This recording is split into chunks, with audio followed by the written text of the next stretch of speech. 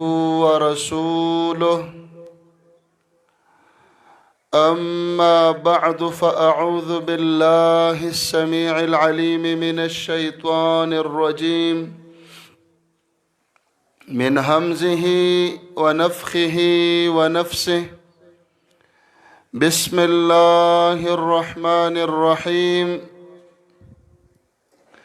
يا أيها الناس اتقوا ربكم الذي خلقكم من نفس واحدة وخلق منها زوجها وبث منهما رجالا كثيرا ونساء واتقوا الله الذي تساءلون به والأرحام إن الله كان عليكم رقيبا. قدرمنو معززو اوریدونکو زمانه مخکې زمونږه محترمو مشایخو علماء کرامو خپلې قیمتي او زرینې خبرې زمونږ استاسو مخې ته پیش کړې. الله عز وجل دې منږ او تاسو ته په دې ټولو خبرو د عمل توفیق را نصیب کړي. پروګرام په دې علاقه کې چې دا کم اجتماع روانه ده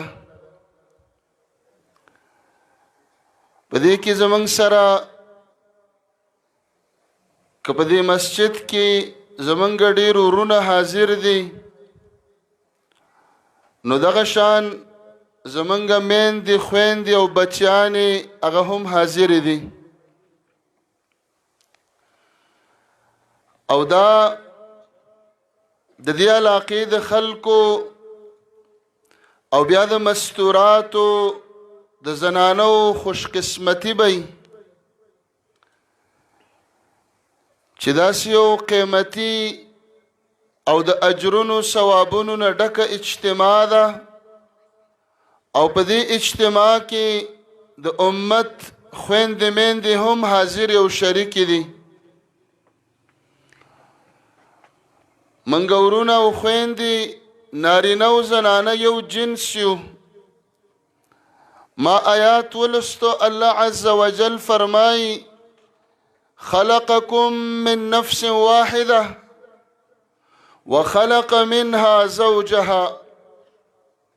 من د یو انسان بابا آدم علیہ السلام نه پیدا یو او زنانا او خزه ذات الله د بابا آدم علیہ السلام نه پیدا کړه. دا یو تن او بدن دی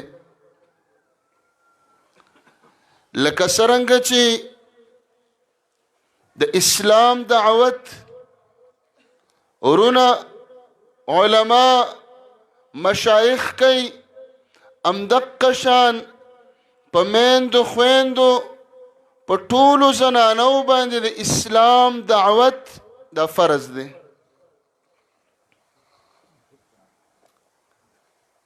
که موږ او تاسو د اسلامي تاریخ پاڼې ګورو نو په اسلامي تاریخ کې چې د کتاب پاڼه اوړي نو د زنانا د صحابیه نوم برازي د خدیجه رضی الله عنها په شکل د بیبي عائشه رضی الله عنها په شکل د بیبي مریم علیها السلام په شکل د الله رب العالمین کلام کتاب الله رب العالمین پکې د زنانو خاص سورتونه نازل کړل. سورة مریم علیها السلام. مریم زمونږ په هر کور کې یو لور شته. مونږ چې د مریم نوم ږدو دا یو فلسفه لري. د دې شاته څه پراته دي؟ د یو نبی مور عیسی علیه السلام مور بی بی مریم و، والله رب العالمین د اغي کمال بیانای. ومريم ابنة عمران التي أحصنت فرجها فنفخنا فيه من روحنا وصدقت بكلمات ربها. الله عز وجل فرمای ومريم ابنة عمران، مريم د عمران لور، احسنت فرجها، کمال ته ګوره، دا داسې زنانه وه الله یې په قرآن کې تذکره کوي. ولې احسنت فرجها؟ دې کې حیا ډېره وه، پاک دامني پکې ډېره وه. لم یمسسني بشر، نومي انسان د بیبي مریم سره چې پیغله ځوانه ښځه وه، خو د انسان لاس د بیبي مریم سره نه په نکاح ولګېده او نه په زنا ولګېده. مریم موږ ولیږدو و د نن زمانې بیبي مریم، ته به د خپلې مور بیبي مریم علیه السلام په قدم قدم ږدې چې ستا مخ څوک ونه ویني. ولم اکو بغیا. الله رب العالمین د هغې نه یو پیغمبر پیدا کوي، عیسی علیه السلام. د بیبي مریم کرامت ښکاره کوي، الله خپل قدرت ظاهروي، او د عیسی په شکل کې بنده دنیا ته راځي، د زنانه نه پیدا کیږي، خو زنانه شادي شده نه ده. نو چې شادي شده نه ده بدکاره بی، عیاذا بالله. ولم اکو بغیا، بدکارم نه. په دې علاقه کې یو سړی و، هارون نوم یې هارون. هارون په علاقه کې زبرګو، ډېر نیک سړی و، ولی الله. ټول عمر په عبادت، بندګۍ، جړه، عبادت خانه کې تېرېده. نو په هغه سړي هارون کې ډېر عبادت و. دویم نمبر ډېر عبادت په بیبي مریم کې و. نو خلکو به ویلې چې دا بیبي مریم سمه د هارون خور ده په عبادت کې. یا اخت هارون. بیا ورته څه وایي؟ ما کان ابوک امرأ سوء. کله چې بچی خرابېږي ولې خراب راشي؟ بچی بدعمله شي، فاسق، فاجر، د پلار ژوند دی غلط تیر شوی، الله د په نسل کې غلط خلق پیدا کوي، سزا ورکوي. پلار یې ورانکار تیر شوی، غلی، نشئی، الله خامخا دله سزا ورکوي. یو اثر دی اسرائیلی اثر، الله رب العالمین موسی علیه السلام ته فرمایلی و یا موسی علیه السلام، زه چې کله د بنده نه خوشحاله شم، د انسان نه راضي شم، نو د ده نه زه خوشحاله یم، راضي یم. د ده د بچي نه هم خوشحاله شم، نوسي نه هم خوشحاله شم، کړوسي نه، د ده د شپږم پوشت او نسل پورې زه د ده نه خوشحاله شم. خو چې د یو بنده نه ناراضه او خفه شم، نو شپږم نسل پورې زه بیا ده ته سزاګانې ورکو. نو بیبي مریم ماشوم پیدا شي، خلکو تهمت ولګو چې نه دې خاوند شته او نه ته زناکار، نه د پلار غلط سړی و، نه د مور بده ښځه وه، ته خو د هارون په شانتې عابده زنانه وي. نو الله رب العالمین په قرآن کریم کې د مریم په صفاتو کې یو صفت دا راوړو، احسنت فرجها. د بیبي مریم بدن چا ونه لیده، او بیبي مریم وخت چرته تیر که بازارونو کې. زمونږ د زنانو چې 24 ګنټې ورځ او شپه ده، یو څو ګنټې خامخا په بازار کې تیریږي. نو یو څو ګنټې بیا په کلي کې په ګشتونو، په چکرو، او دلته ښکاره کېږم، هلته ښکاره کېږم. نو زمونږ زنانه صرف شپه کور کې کوي، ورځې زمونږ نه بهري، د کلي ملکه هغه سرلزه هلته زه د پلانکۍ چرګې بچي راوړي دي مبارکۍ له ورځم، د پلانکۍ د غوا بچی پیدا شوی دی مبارکۍ له ورځم. بیبي مریم چرته وه؟ زکریا علیه السلام دخل علیها المحراب. بیبي مریم عبادت خانه کې کمره کې کوټه کې ناسته وه. زکریا علیه السلام چې وکتل مخې ته انګور پراته دي، خو اوس خو د انګورو وخت نه دی، سیزن نه دی، په دې علاقه کې هم نشته، مڼې پرتې دي، انار پراته دي، سیزن او موسم نه دی. انا لک هذا یا مریم، دا بې موسمه بې وخته بې سیزنه خوراک د کم ځای نه راځي؟ انار خو په دې وطن کې لا نشته او نه سیزن دی. قالت هو من عند الله. بیبي مریم ورته وایي زه په عبادت خانه کې ناسته یم، هو من عند الله، غیرتي بادشاه الله یې د اسمانونو نه رالیږي. و د نن زمانې مریم بیبي، ستاسو مور داسې مور وه چې په کوټه کې ناسته وه او عبادتونه یې کول، بې سیزنه بې موسمه میوې الله د جنت نه ورته راولېږلې، خو هغه د کوره نه وتله. احسنت فرجها، د هغې مخ چا نه لیده، د هغې لاسونه چا نه لیدل، هغې خپل ډول او لباس نه ښکاره کو.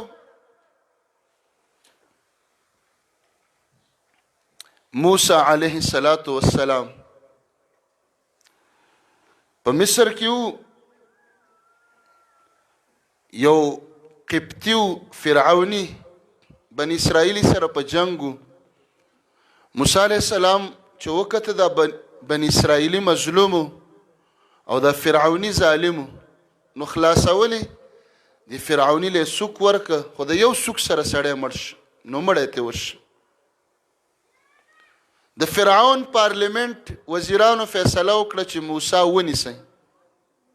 نو موسی علیه السلام ته اطلاع او خبر راورسید چې ان الملأ یأتمرون بک، مشرانو مشوره وکړه چې تا وجنې ځان وباسه، هجرت یې وکړه. د الله دې کتاب کې هر څه شته، خو موږ نه دی ویلی، موږ ورته نه کینو.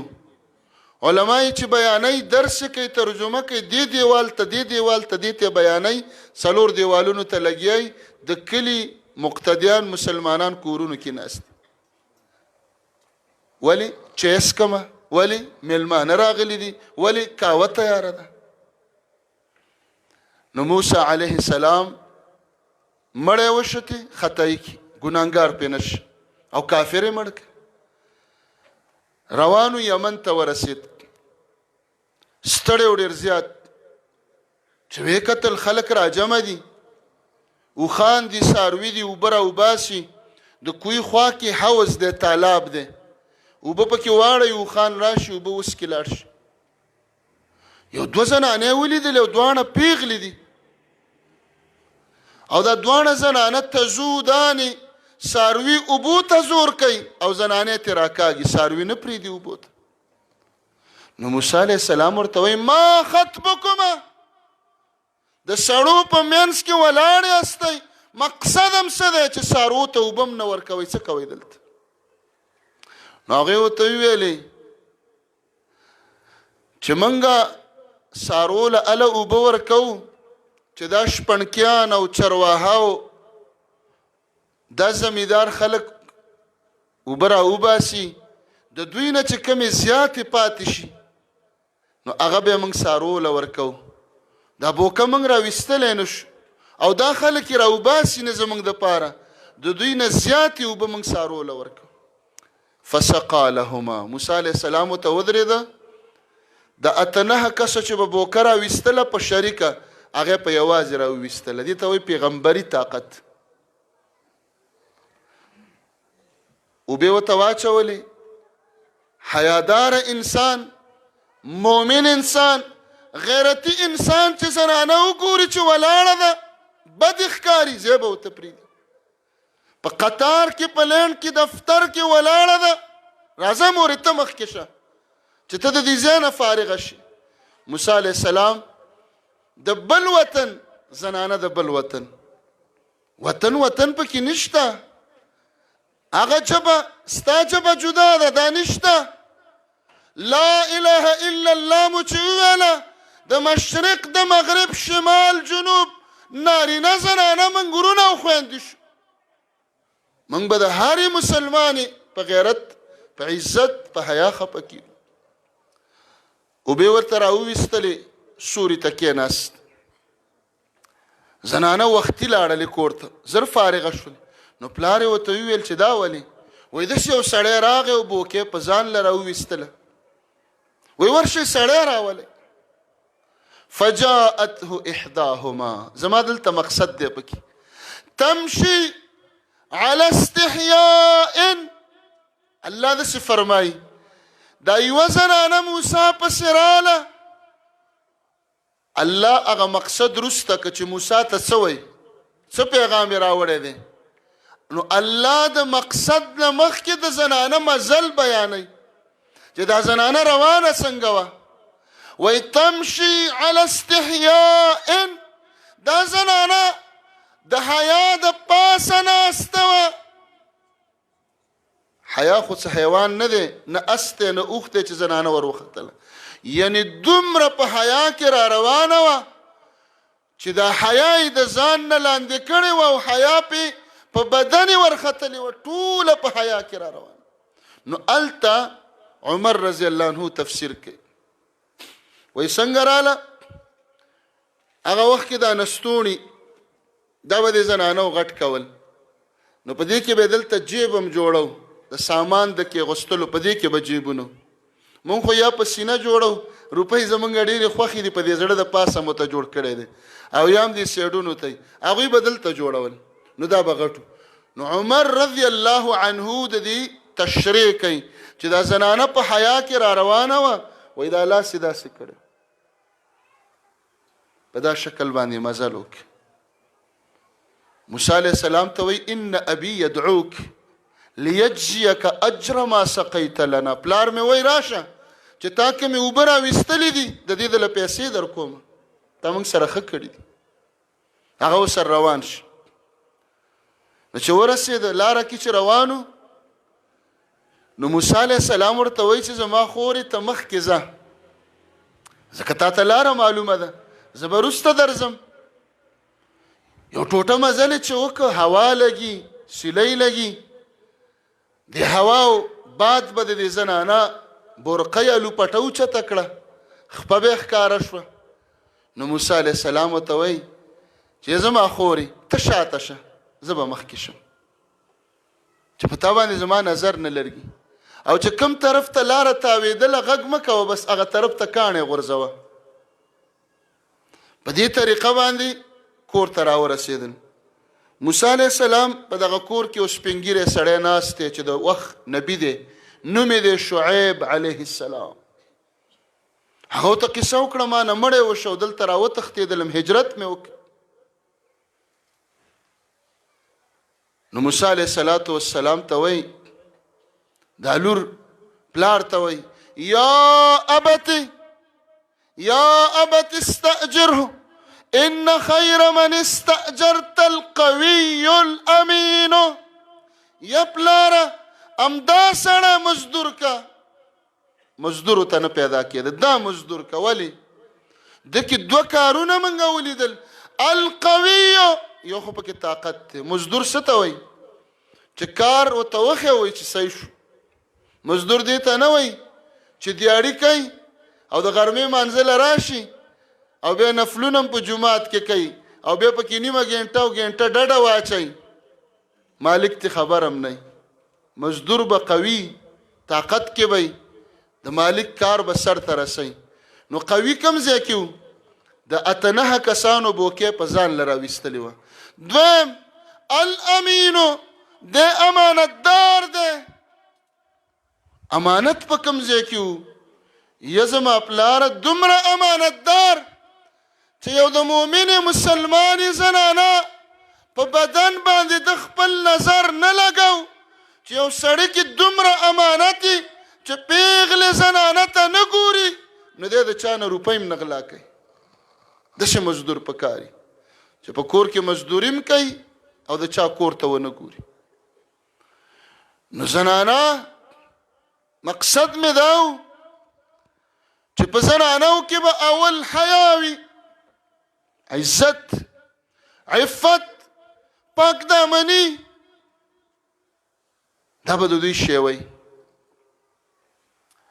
رسول الله علیه الصلاة والسلام یو حدیث کې فرمایي وی الله هغه چاته نه ګوري من جر ثوبه خیلاء کوم انسانان چې پرتوګ یا لنګ تړي یا څوک پتلون اغوندي یا نور څه لباسونه د ګیټیونه چې ښکته و د ګیټونه الله دې انسان ته نه ګوري الله ته خفي نو ام سلمه رضی الله عنها پاسېده چې یا رسول الله کیف تصنع النساء بذیولهن زنانه به د دې لمنو سره څه کوي زنانه به ګیټۍ ښکاره کوي رسول الله علیه السلام ته فرمایي یرخین شبره د زنانه کمیس یا پرتوک به دومره اوږدي چې یو لیش به ځان پسې په خاورو کې راکاږي چې خپې ښکاره نشي چې یو لیش په خاورو کې راکاږي خو کپړې سوری شو شلیږي به خیرنې به شي زړې به شي وبشلیږي خیرنې به شي ګنده به شي په خاورو به ککړې شي خیر ده خو چې مسلمانې مورې او خورې ستا خپه ښکاره نشي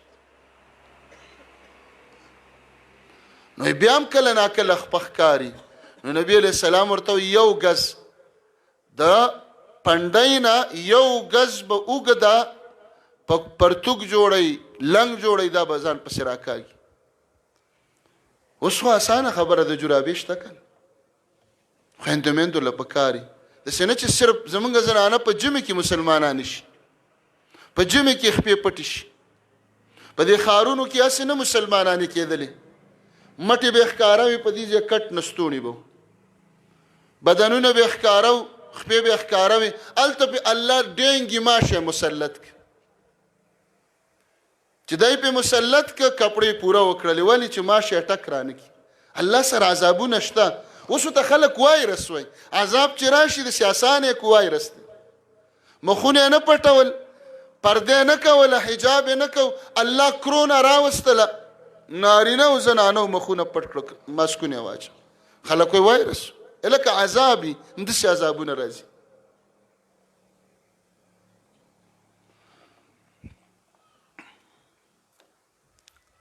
عبدالله ابن عباس عطا ته وایي ابن ابي رباح الا اريك امرأة من اهل الجنة راشه اي عطوا یو جنتی زنانه ده ته درخیمه وزمونږ هره مور هره خور دا وایي چې زه به څنګه جنتي شم واوره وی جنتی زنانه تا ته خیم هغه تل دا لا څنګه خبره ده جنتی کېدل خو پس ته مرګی ژوندی او جنتی وی او یو زنانه ورته وښودله وایي هغه پلانکۍ زنانه چې ده دا د رنګ ډېره توره ده خو دا جنتي ده دا جنت نه په رنګ دی نه په روغن دی نه په قام دی نه په نسب دی نه په روپو دی دا په بندګۍ دی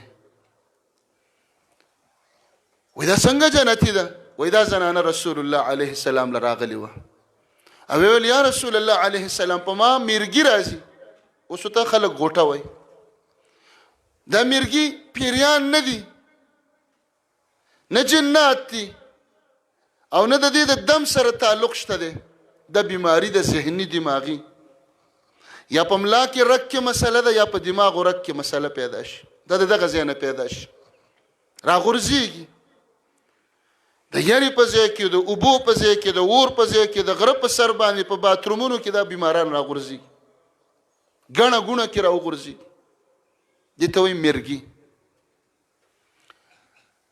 او چې کله په انسان باندې دا راشي نو دا انسان د ځان نه ناخبره شي جبه چیچي شونډې چیچي خولې لیزګونه راشي کپړې ترې وغورځېږي دا زنانه رسول الله علیه السلام لراله یا رسول الله علیه السلام په ما مرګي غوټه راځي چپه راځي زما بدن پکې ښکاره شي مټې مې ښکاره شي لمنه رانه اوچته شي بل ځای مې ښکاره شي ته د الله نه دعا وغواړه چې زما دا بیماري الله ختمه کړي رسول الله علیه السلام ورته فرمایي دوه خبرې دي اوس دوه اپشنې در کوم که دې خوښی دعا به وکم الله به دې ښه کړي مرګي به ختم شي او که دا بیماري قبله او صبر پکې لکل جنه نو د جنت ذمواري در کوم په دې بیمارۍ صبر وکړه خو جنت ذمواري به درکړي هغه ویل یا رسول الله علیه السلام په بیمارۍ مې صبر ده خو یو خبره نه منم چې په ما غوټه او مرګي راشي نو بدن مې ښکاري ویښته مې ښکاره شي لوپټه غورځېږي په بېهوشۍ کې وایي نه منم مرګي څه معنا بېهوشه شي نو په بېهوشۍ کې هم زه دا نه برداشت کوم چې زما نه د لوپټه غورځېدلي نو رسول الله علیه السلام ورته وفرمیل چې دا دعا به زه وکړم مرګي به راځي غوټه به راځي خو الله به د بدن نه ښکاره کوي هغه ویل تکلیف مې قبول دی خو چې بدن مې ښکاره نه شي نو رسول الله علیه السلام له ذمواري ورکړه دا جنتي زنانه ده ځکه چې محمد رسول الله علیه السلام چاته ووایي چې ته جنتي زنانه شو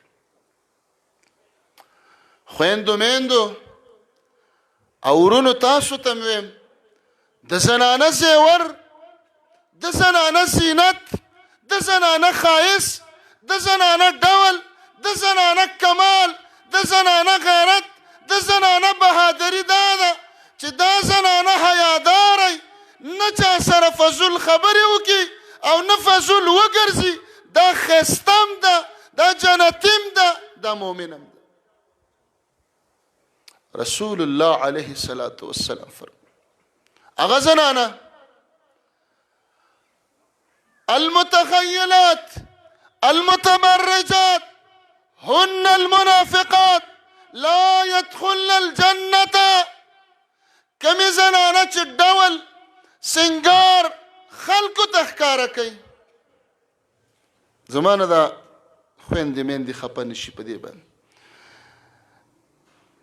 شیطان موږ ټولو سره دی که موږ مولیان یې زموږ به شیطان هم مولایي لږ به پویه راپسې لګېدلی خو د زنانو سره بیا ډېر دی ځکه د الله دا فطرت داسې پیدا کړی بعضې زنانه ټولې نه یادو خوی چې کله خراب شي حیا چې ترې لاړه شي که مخې پټه مي چې نور وسې ونه شي نو دا خپله دا ښایسته کپړې دا ښکاره کوي په دې لمنه باندې څه کار مار شوی هغه ښکاره کوي لاسونه به ښکاره کوي الله رب العالمین قرآن کریم کې فرمایي سورة نور کې ولا تبرجن تبرج الجاهلیة الأولى د جاهلیت د مشرکانو د ښځو په شانتې ډول مه ښکاره کوئ ولا یبدین زینتهن ډول به نه ښکاره کې بیا ورته وایي ولا یضربن بأرجلهن ليعلم ما يخفين من زینتهن وزنانه چې مزل کې خپه به په زوره په درز په تیزه په ځمکه نږدې ولې چې د بنګړو اواز خلک وانه وړي ته چې خپې له درز ورکې د بنګړو اواز خلک اوري یا به په کپړو کې څه ګونګروګان لګېدلي دا به خلک واوري ځکه علما فرمایي چې هغه سنډل چې هغه اوچتي او زنانه پکې روانه او د اسپې په شانتې کړسای راغستې دا ګناه ده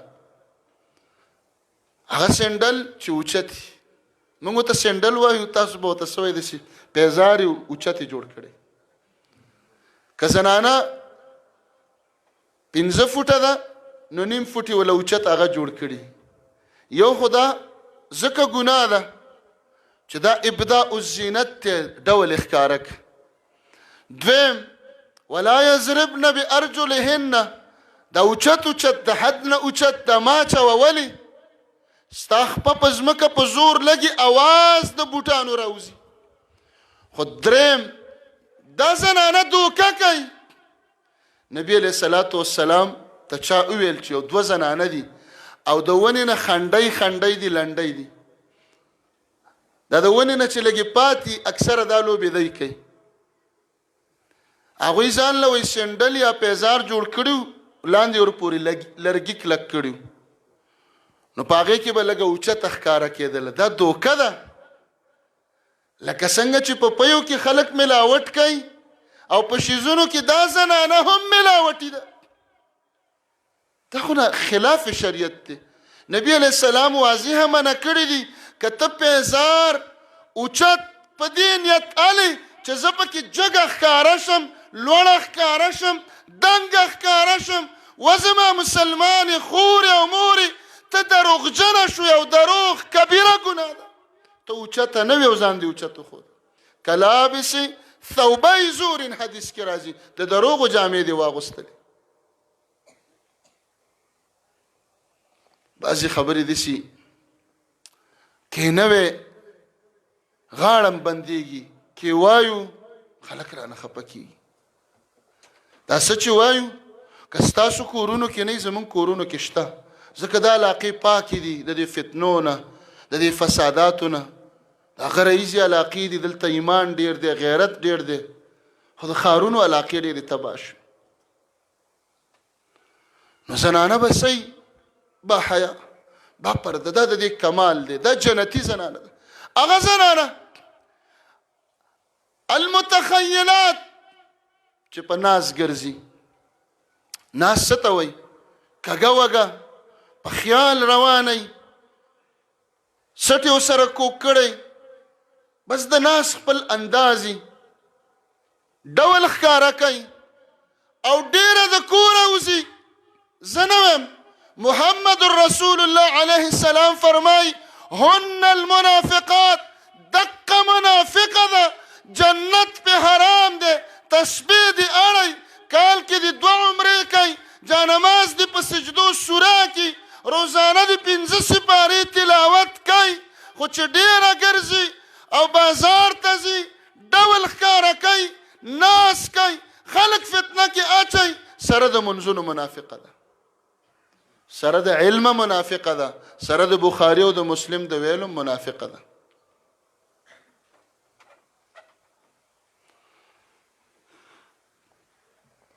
رسول الله صلی الله علیه و آله وسلم وفات د بیبي عائشه رضی الله عنها په حجره او کوټه کې دفن شي د پیغمبرانو خصوصیت چې کوم ځای کې وفات شي عمل ته دفن شي زمونږ د امور بیبي عائشه رضی الله عنها وای د کوټې ته به زه ورننوتلم ځکه نبی علیه السلام مې خاوند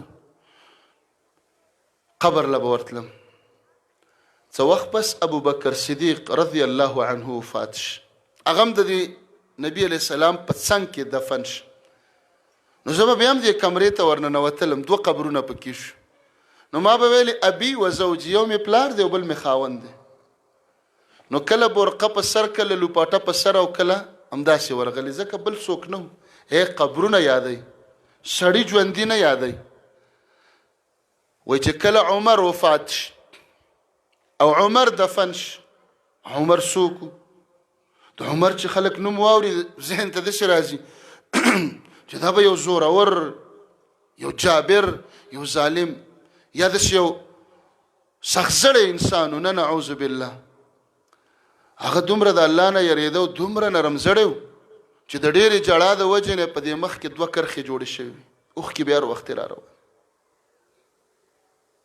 هغه کې د الله یره ډېره زیاته وه او عمر څوک رسول الله علیه السلام فرمایلی عمر فی الجنه عمر جنتی عمر څوک رسول الله علیه السلام په جبل احد باندې ولاړو د احد په غر یو نبی علیہ السلام یو ابو بکر صدیق یو سر عثمان ابن عفان رضی الله عنه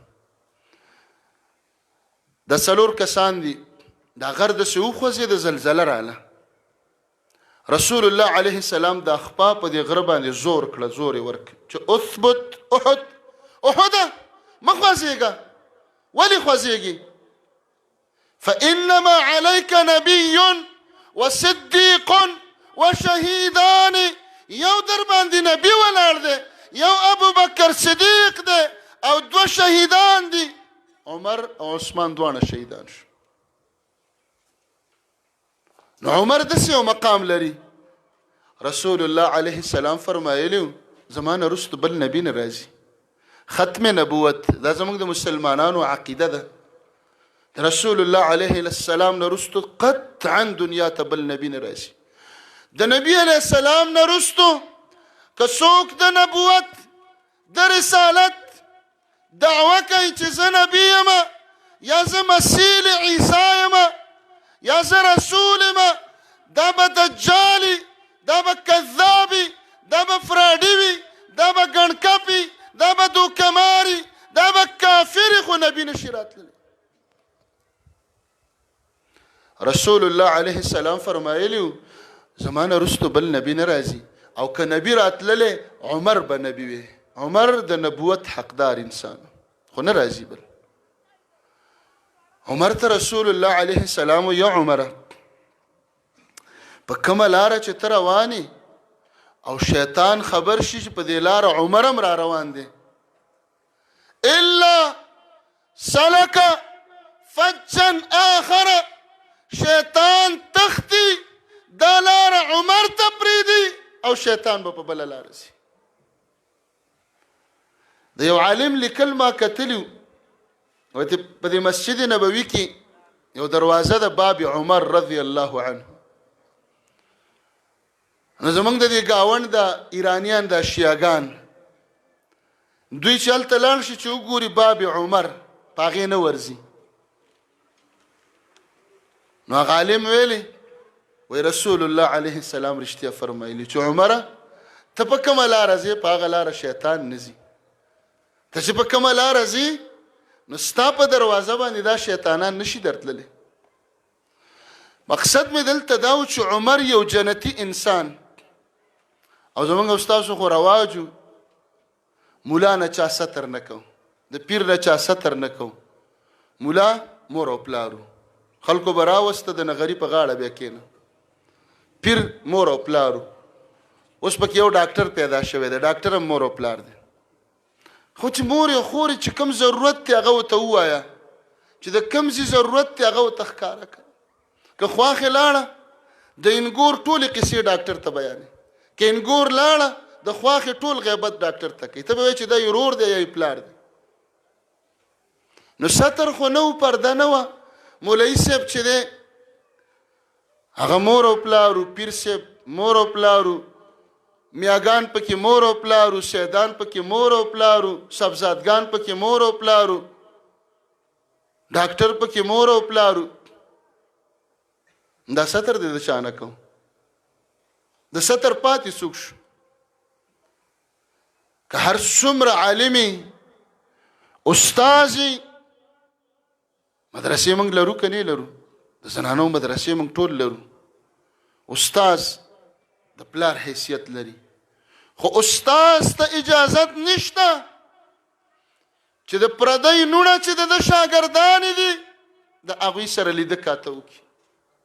سبق به مو ته وایي، قار به مو ته کوي، درس به مو ته وایي، خو نه، په اسلامي حجاب کې به دننه. که پیر هر څومره پیر شي ستر ته نه ماتېږي. عمر رضی الله عنه وفات شي، نو هغه هم په دې کمره کې دفن شي. نو زمونږ مور بیبي عائشه رضی الله عنها فرمای ما دخلت عليهم الا مشدودة علي ثيابي حياء من عمر. چې عمر په دې کوټه کې دفن شه، زه چې به بیا دې کمرې ته ننوتلم بغیر د لوپټې، بغیر د برقې، بغیر د حجاب نه به نه ورتللم. ولې؟ حیاء من عمر، د عمر د قبر او د خاورو نه حیا راتلله. زمونږ کور کې هر کور کې عایشه شته که نشته؟ شته. موږ یې په فخر باندې ږدو، زه لور لږدم، زه خور لږدم. ولې؟ دا ولې ږدو؟ دا زمونږ یو مور وه بیبي عائشه رضی الله عنها، هغه دومره حیاداره وه و د نن زمانې بیبي عایشې چې هغې د عمر د قبر د خاورو نه شرمېدله چې دلته نه ورځه. خو زما د نن زمانې بیبي عائشه او بیبي مریم او بل نمونه څومره ښایسته دي. قبرونه خو پرېږده، د سړو نه هم نه شرمېږي، د ژوندو سړو. زنانه به باحیایي، با پرده به با عزته به. په دې وخت کې د امریکا او یورپ، مغرب، غربي دنیا دوی داسې اوازونه کوي، چغې وایي چې حقوق نسوا، ښځو له حقوق ورکوي، تاسو حقوق نه دي ورکړي. حقوق زن ازادي دا ورکوي. نو د دې لپاره په کال کې یو ورځ جوړه کړې ده، 8 مارچ. د درېیمه میاشتې راشي، د دې 8 تاریخ دا یو ورځ دا د زنانو د حقوقو دپاره ده. کال کې څو ورځې دي؟ 360 یا 65. په 360 ورځو کې زنانه ته په مارچ کې 8 تاریخ دا میلاو شوی دی د امریکې د UN د اقوام متحده په قانون کې، چې دا یو ورځ د ښځو د حقوقو ده. نو ښځې وایي چې خدای دې د کافرانو سره ښه وکړي، ته وګوره موږ له حقوق را کړي دي. څو ورځې در کړي دي؟ یو ورځ په مارچ کې. و زما مسلمانې خورې او مورې، چې کله تا دین پرېښوده، الله او رسول دې پرېښوده، کفارو یو ورځ ستا حقوق اعلان کړل، خو ته په کور کې ناست یې، روپۍ درته چا راونه لېږلې. په 8 مارچ تا ته څوک روپۍ نه رالیږي، په 8 مارچ تا ته څوک کپړې نه رالیږي، په 8 مارچ تا ته څوک نه وایي چې ویزه او پاسپورټ وکړه چې عمرې له دې بوځو. هسې وویلې بس دا د ښځو حقوق شوایي خبره وه. خو چې قرآن کلاو کې د قرآن لوی سورة البقره ستا د حقوقو دپاره لګیا ده، سورة آل عمران ستا د حقوقو دپاره لګیا ده، سورة النساء د ښځو په نامه سورت ستا حقوق بیانوي، سورة النور ستا حقوق بیانوي، سورة الاحزاب ستا حقوق بیانوي، سورة الطلاق ستا حقوق بیانوي، سورة التحریم ستا حقوق بیانوي. کال کې یو ورځ نه، شپه ورځ، سکند په سکند قرآن چغې وایي وآتوا النساء صدقاتهن، زنانو له مهر ورکوي.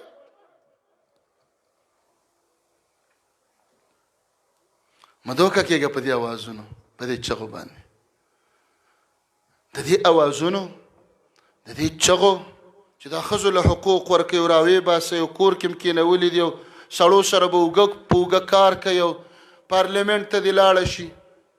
مقصد دی شاته، مقصد دا دی چې ته په کور کې ناست په عزت، ته چا ونه لیدلې. هغه وږي لیوان او شرمخان دا وایي چې دا زنانه را وباسئ. حقوق یې څه دي چې راویې ویستله؟ حقوق دا دي چې زنانه زرګونه سړي به ناست دي، سټیج به جوړي او ډمه به ګډه شي. دی ښځو له حقوق ورکړه، د ازادۍ دغه انجام. دا چې نن په سټیجونو ګډېږي، په ډرامو فلمونو کې کار کوي، اکټره شوله، سنګره شوله او بله شوله، دا خو د یهودو نصاراو د هندوانو ښځې نه دي، دا خو زموږ د مسلمانانو ښځې دي. چې تلاوت شروع شي زر زر په سر لا لوپټم پکې واچي، چې اذان شروع شي په سر لوپټه اچي، یعنی مسلمانه ده، ځان ته مسلمانه وایي. دا حقوق تاله دا درکوي چې ته راوځه په عزت ناست دی، چې بهر ګډه شي، موږ د نه خپل خواهشات پوره کړو، پیسې در باندې چې دی وګټي.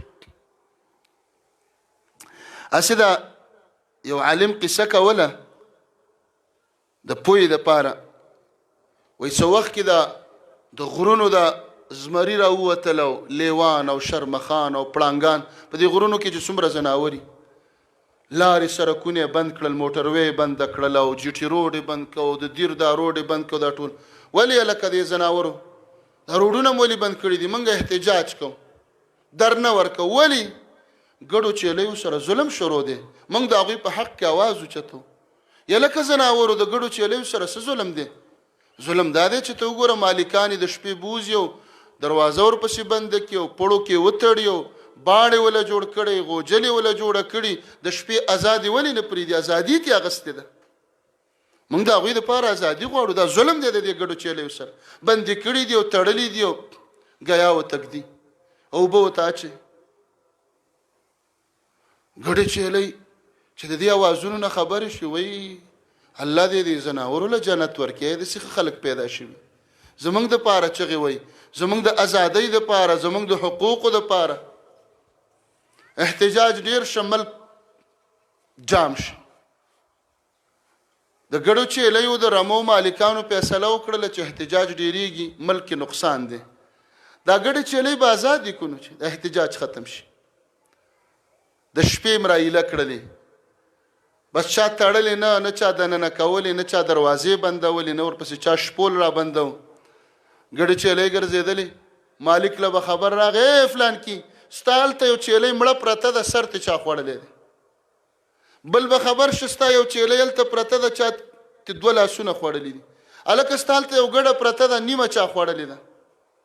هغه ځای کې دی زخمي پرته ده. هلکه 5 چیلۍ ورکې شولې، هلکه 3 ورکې شولې، 10 ورکې شولې. مغرب، یورپ، امریکا، لیبرل طبقه، سیکولر طبقه، بيدینه طبقه، دا ډمان او ډمې دوی د زنانو د ازادۍ چغې دې دپاره وایي چې دا وږي او تږي لیوان دي، شرمخان دي. ستا د عزت، ستا د حیا، ستا د مخ، ستا د ویښتو وږي دي چې دا ولې کور کې ناسته ده. راوی باسئ چې موږ پې ځانونه ماړه کړو او د دوی عزت تار تار کړو. دا حقوق د دې دپاره دي.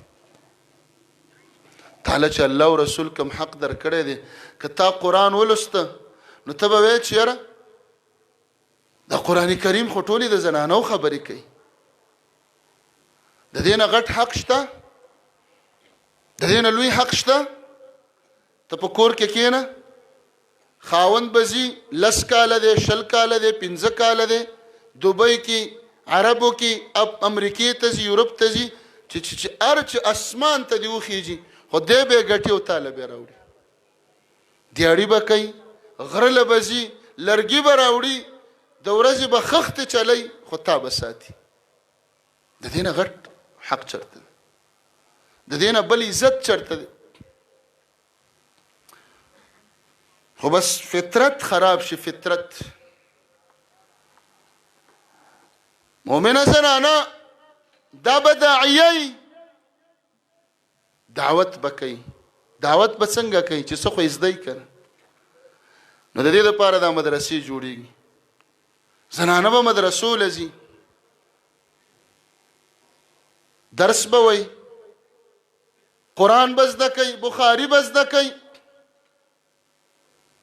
نو دلته اوس موږ راوچت شو چې نه نه نه نه نه مدرسې له به څنګه ځي؟ دا زموږ قانون کې نشته، دا زموږ په علاقه کې رواج کې نشته، دا زما غیرت نه مني، دا زما پښتو نه مني. زنانه او زما لور به اوس مدرسې ته روانه. و زما مسلمان وروره دا چې بازارونو کې ګرځي دلته دا غیرت چرته دی؟ دا ډمې چې ګډېږي د دوی غیرت څه شي؟ هغه چې کالج کې داخله کړې ده په یونیورسټۍ کې د دې دیر زنانه، د سوات زنانه، د پېښور په یو ځای او بل ځای کې په هاسټلو کې پیغلې جنکۍ زمونږ شپې کوي. څو شپې کوي؟ 3 میاشتې پس کور ته راځي، 4 میاشتې پس راځي، 1 میاشت پس راځي. دا پیغله لاړله. موږ دا نه وایو چې دا غلطي دي، یعنی د علم تعلیم د پاره لاړه چې سبا د دې نه څه جوړه شي؟ ماسټره، انجینره، دا د دې نه جوړېږي. هلته 2 میاشتې م تېروي په هاسټل کې، 3. ته خبرې چرته لاړه د شپې؟ څوک ولراله؟ او هغه پلار چې لور په دې طریقه راغټه شي او سباله معمولي نوکري ورته میلاو شي، 10 کرسۍ دي په دفتر کې، 9 سړو په منځ کې 1 کرسۍ د زنانۍ، د لور د 9 سړو په منځ کې په آفس کې جاب کوي. نو پلار یې برید تاوی چې زما لور جاب کوي. څونه فخر کوي.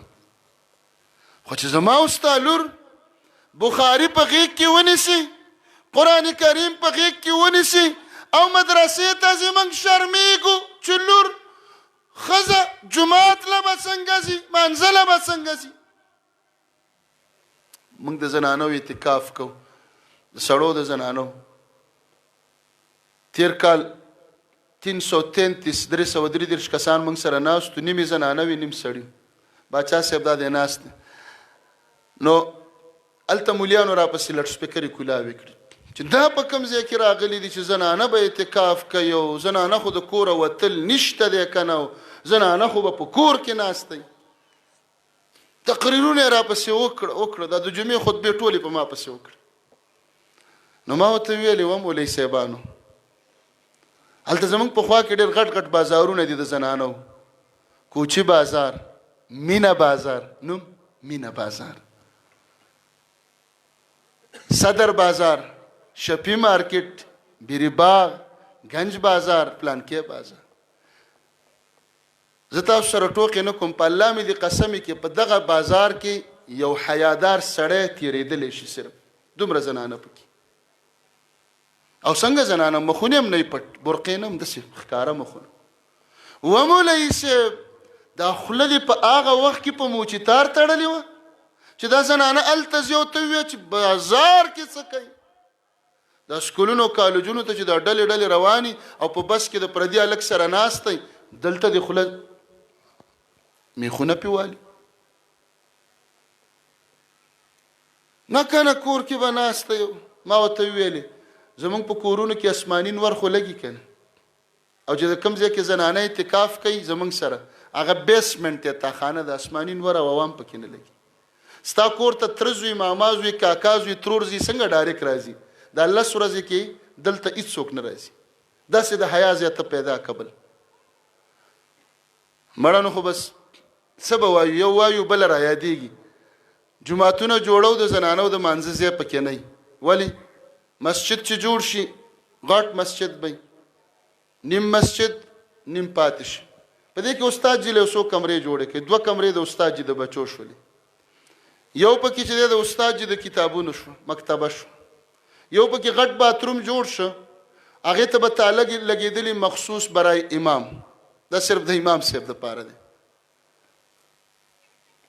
بل پکې د مسجد د سامان دپاره نو مولوي صاحب نیم جماعت تا د بچو په باتروم په کتبخانه او په سامانونو باندې په دې بند که د زنانه د مانځه ځای دې ورک که نو ته به اوس خود خلکو ته وایې چې یاره زنانه په جوماتونو کې څه کوي په جومات خو خېټه تا اچولې ده مسجد نبوي چې په کومه ورځ جوړ شه زنانه به مانځله راتللې نرم راځي او تر قیامته به راځي صحابیات یې ټولې راتللې سورتونه به زده کول دین به زده کول دا په دې جوماتونو کې مخکې دغه محترم مولوي صاحب ډېره ښایسته خبره وکړه چې زنانه راوځي او موبایل باندې خبرې کوي نه مانځه له به ځي درس له به م ځي ترجمې له به م ځي مدرسې له به ځي خو په اسلامي اصولو کې زمونږ د زنانو مدرسه ده ما ورته اعلان وکړه په اوله ورځ چې ګورې دلته به عامې کپړې نه راوړئ بس د مدرسې د طرفه خړې کپړې مقرر دي دا به کوئ ځان له په خپله به یې جوړوئ د پړق پړوق جامو کې به دلته نه راځي شادي حال له خو ته نه راځي واده له خو نه راځي فنکشن خو نه دی دا سبق دی یو قسم جامه به که د مالداره لور ده که د غریب ده که بوډۍ ده که ځوانه ده ما پې مقرر کړي دي چې بدلو کپړو کې راځي ګیټو ته نه کولاوي ولې لکه څنګه چې دی مولوي صاحب ویل دا غلط اثر کوي په موږ داغ لګئ دا به نه کوم اسلام داسې وایي ابو هريره رضی الله عنه ولاړو یو زنانه تېرېدله زنانه چې داسې تېره شو په ده باندې خوشبویي راله ورته وایي یا مت الله اذ الله من زدې خوره شه چېرته ځي وایي جومات له ځم وایي زه کور ته لاړه شه غسل وکړه کپړې بدلې کړه ولې ما د رسول الله علیه السلام نه اورېدلي دي هغه فرمایلی دي ایما امرأة استعطرت کمه زنانه چې خوشبویي لګئ عطر لګئ او د کوره ووته او د دې خوشبویي په سړو ورغله فهي کذا وکذا تعني زانیة دا زناکاره ده زناکاره ده اگر چې بخاري په غېږ کې نیول منزله به ځي خو د اسلام په اصولو به ځي خوشبویانې به نه لګئ په لاره کې به منځ کې نه ځي غاړې ته به ځي د سړو په منځ کې به نه ورځي، اختلاط نه به ځان ساتي، بالکل به ځي.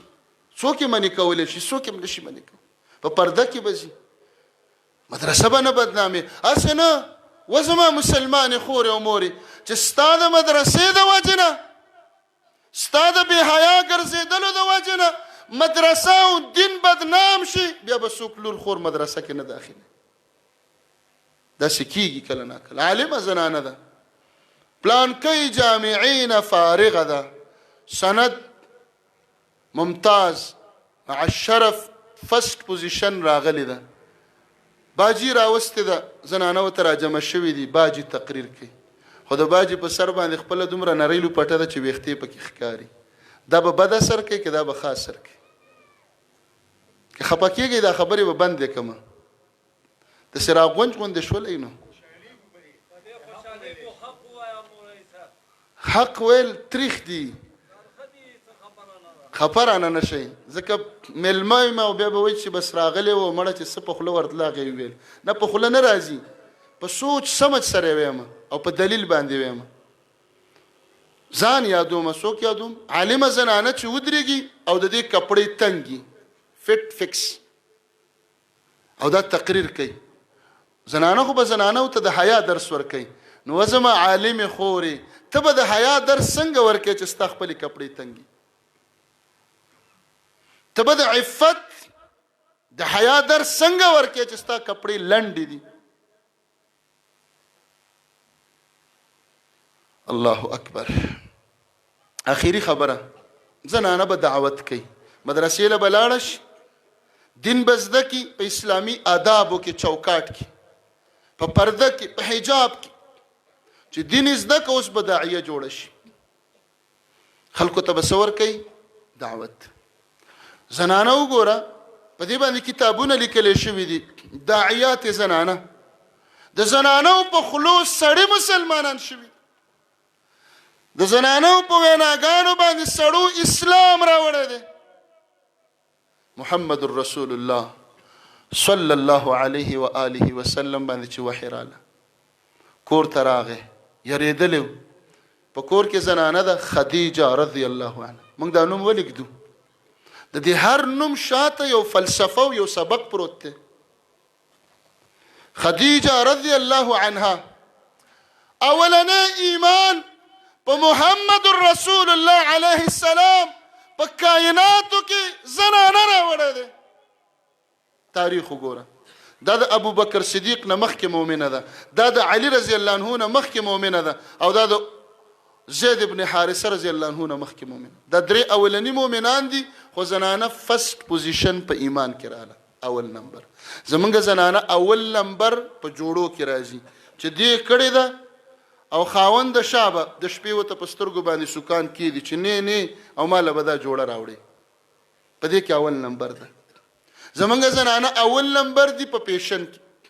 زمونږ زنانه اول نمبر دي یو چرګ په 500 طریقو دله پخولی شي. زمونږ زنانه اول نمبر دي هر قسم ګنډلې زده دي. خو زمونږ زنانه 0 او 0 دي په تلاوت کې، 0 او 0 دي په نفلونو کې، 0 او 0 دي په حیا کې، 0 او 0 دي په تهجد کې. په مقدس مکه اوله مؤمنه زنانه جوړه شوه. اوس زنانه سره موږ کمزوري، موږ څه کولی شو؟ تا د سړو نه مخکې ایمان راوړی، ته چې ملا وتړئ سړي به دومره دعوت ونه کړي لکه ته چې کولی شي. دا بیا وفات شوه. نبی علیه السلام ته ډېره ګرانه مو دا خو یې کونډه کړې وه، دا 2 ځله کونډه شوې وه دا زنانه. په 3م ځل یې نبي علیه السلام سره واده وکړ. د دې عمر 40 کاله، د نبي علیه السلام عمر 25 سال. نبی علیه السلام دا ډېر ودونه دې دپاره نه کول چې خواهشاتو، خپله خو ځوان دی، زلمی دی، 15 کلن، جنۍ په کار و پیغله نه. رشتې ډېرې دې دپاره کولې چې ډېرو قومونو سره خپلولي راشي چې دعوت کې زما ملاتړ جوړ شي.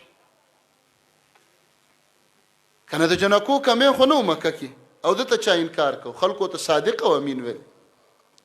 روپۍ خلکو د سره ږدلې، لور یې نه ورکوله. کمې پکې د سو حسن په رسول الله علیه السلام کې دومره حسن چې مکه کې دومره ښایسته څوک نه. اخلاق دومره اخلاق د چا سره نه. په هر لحاظ پوره. نو نبی علیہ السلام د وفات نه وروسته به دا ډیره یادوله، داسې تذکره به وله کوله چې خدیجه او خدیجه. نو عایشه رضی الله عنها وایي کله ناکله به ماله داسې قار غوندې راغی. وایي ما نبی علیہ السلام ته ویل چې یو زنانه او بوډۍ زنانه خو سره سره وښکي به او ته ډیره یادې. وایي رسول الله علیه السلام راته وایي انها كانت وكانت خدیجه په ښځو کې ښځه وه.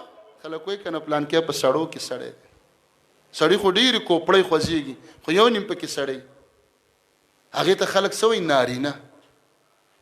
نو ښځې هم ډېرې خو په ښځو کې بیا ښځې. ولې اوس رسول الله علیه السلام د دې کردار بیان. آمنت بی خدیجه د هغې وخت مؤمنه ده چې ټولو خلکو په ما کفر کو، چا ما نه منله دا ولنۍ مؤمنه. ګوره ورته. دویم وصدقتني خدیجې ویل ته رښتیا وې او ټولو خلکو ویلې محمد ته دروغ وې. داسې ښځه پکار چې خاوند سره ودرېږي تسلي ورکړي. دریم وواستني بمالها حين حرمني الناس خلکو را باندې سلام کلام هر څه بند کړل، خدیجې را باندې خپل مال او روپۍ ولګولې. زنانه وایي موږ کمزوري، سره نشته تا سره، المارۍ کې پراته دي سره ګاڼه چې مړه شي بیا دې پې لوریانې راپاسې جنګونه کوي. یو زنانه د بهر ملک کې وه، ما سره رابطه وکړله، وایي زموږ د مور نه ډېرې تولې یادولې، دومره کالی پاتې دی، اوس پې د نوڼو جنګ دی جنګ. یوه وایي چې زما ښه مور وه ما یې ډېر خدمت کړی دی، بله وایي چې نه تا یې څه خدمت کړی دی ما به داسې کول. نو زما مسلمانې مور او خورې چې کومه ګاڼه او کالی پاتې شي بیا به دې نونه پې جنګ کوي. او بیا یوې بلې ته وایي چې نه ابۍ پسې تا ډېر نه دي جړلي تا لې نه درکوو. هغه بله وایي ما ورپسې ډېر جړلي دي، اسمان ته مې چغې رسېدلې، زما ښه مور وه. نو چې سبا پې دا جګړې جوړي ټول درته نه یادومه، ټول مه ورکوه، لږه حصه راواله او مسجد وګوره، مدرسه وګوره، چت به پې نه وي دا چت پې زه اچو، پکو ضرورت دی دا پکي به زه راوړم، سولر ضرورت دی دا شیشې به ورته زه والم. ولګوه د الله په لاره کې مال. څومره روپۍ تا جوړو دپاره ځان له ایښي دي. زوی درکوي هغه هم تا سره راځي، خاوند پلار رور، زنانو له خو ډېرې روپۍ راځي، خپلوان خلک پې رحم ډېر کوي، مشران یې ورکي، په دین یې ولګوه. نو چې کله خدیجې مال وی په ما ولګو، نو نبی علیہ السلام او جبریل امین دواړه ناست. نبی علیہ السلام ته جبریل علیہ السلام وی خدیجه را روانه ده او لوښی ورسره دی، تا له ترکاري راوړي، لا را رسېدلې نه ده په لاره کې ده، خو ده ته یې ویل چې را روانه ده. خو چې را ورسېدله وایي د الله رسوله فقرئها من ربها السلام ومني، خدیجې ته د الله د طرفه او زما جبریل د طرفه سلام ووایه. وایي موږ کمزوري چرته است. الله چې چاته سلام را لېږي دا کمزوري، جبریل چې په چا باندې سلام وایي دا کمزوري.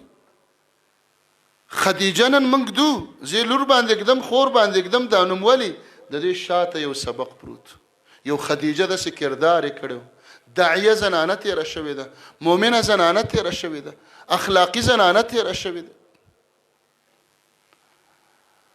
خبرې ډېرې دي خو عزتمندو ورونو او خاص کر خویندو میندو د فتنو وخت دی.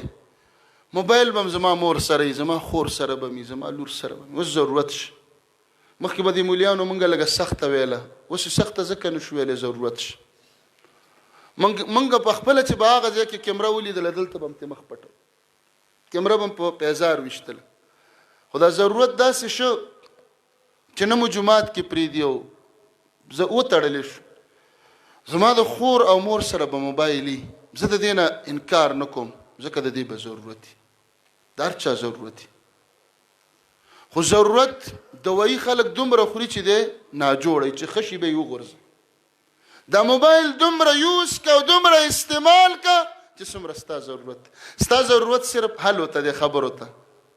ستا ضرورت فیسبوک ته نشته، ستا ضرورت یوټیوب ته نشته، ستا ضرورت انسټاګرام ته نشته، ستا ضرورت نورو غندونو ته نشته.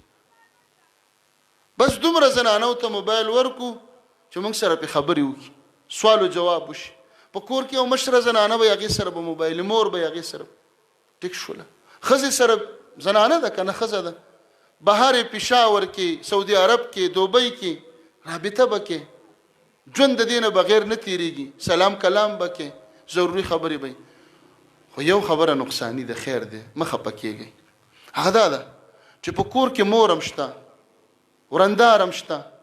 زما د هغې خور سره چې هغه د 15 12 14 18 شلو کالو پیغله ده، نه شادي شده ده، نه خاوند، نه ضرورت، او زه پلار او ورور دیله د ټچ والا غټ موبایل علم او انټرنیټ پکې اچوم، نو ما خپله لور تباه کړه. زما د دې لور ضرورت نشته، د مور ضرورت شته، د ورندار شته، خو د دې خو نشته. په دې خبره خیر دی سوچ وکړه لږ، ډېرې فتنې د دې نه بیا خورې شي. اقول قولي هذا واستغفر الله لي ولكم ولسائر المسلمين. خبرانه نشئ، ډېر عزتمند خلک یاستئ، درانه درانه مشران، سپین ږیري علما دلته ناست دي، خویندې میندې راغلي دي. ما دې میندو ته خبرې نه دي کړې، بچی به مور ته څه خبرې وکړي، مور بچي ته خبرې کوي، میندې بچو ته نصیحت کوي. ما صرف تاسو ته ستاسو تاریخ صرف مخې ته کېغوسته. الله دې موږ او تاسو د عمل توفیق راکړي. بارک الله.